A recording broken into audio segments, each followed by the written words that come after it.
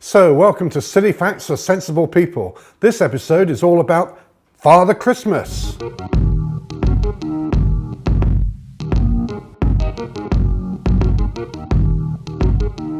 So let's start by clearing up one common misunderstanding. Santa Claus and Father Christmas are not one and the same person. Don't lie to me.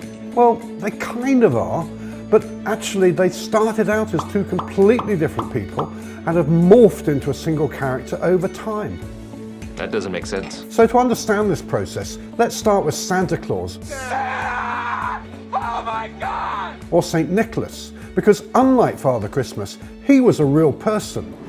He was born in present-day Turkey in 270 and lived as a bishop in the city of Myra, where he performed all kinds of miracles.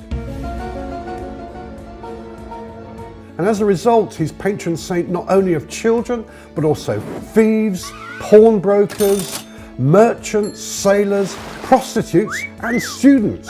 The miracle that most closely associates St. Nicholas with the present-day Santa Claus is when he gave charity to a poor man with 3 daughters. Now, in order to maintain their respect and dignity, what he actually did is that he threw the money through the window of their house under the cover of darkness in secrecy, so they wouldn't know where the money came from. Another version of that story is that St. Nicholas climbed up on the roof and dropped a purse full of gold coins down the chimney, where it landed accidentally in the stocking of one of the daughters, where it was hanging up to dry by the fire overnight. And that's where we get the tradition of hanging Christmas stockings up by the fireplace. So how and when did St. Nicholas become Father Christmas, start wearing a long red coat and flying through the air on a sleigh being pulled by reindeer? Well, Father Christmas was a mythical figure, a kind of personification of Christmas itself, and was popular in the pre-1600 period. But he was not associated with presents, and he was not associated with children. He was mainly an adult figure for adult celebrations of Christmas, drinking, dancing and celebrating. And it was because of all this merrymaking that he was banned by the party-pooping Puritans, who really tried to do away with Christmas celebrations and ban Christmas altogether.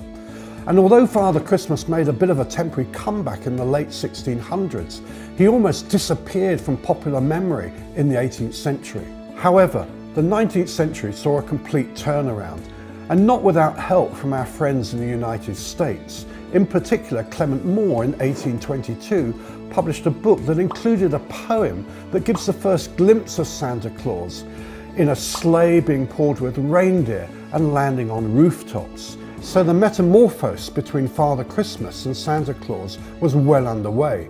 Throw in Charles Dickens and his descriptions of Christmas in the Pickwick Papers and A Christmas Carol, which both helped to reinvent traditional Christmas celebrations, and we're almost there. So much so that by the end of the 19th century, the usually thin Father Christmas wearing his crown of holly had been almost entirely replaced by the US-style bearded fat man that we know as Santa Claus.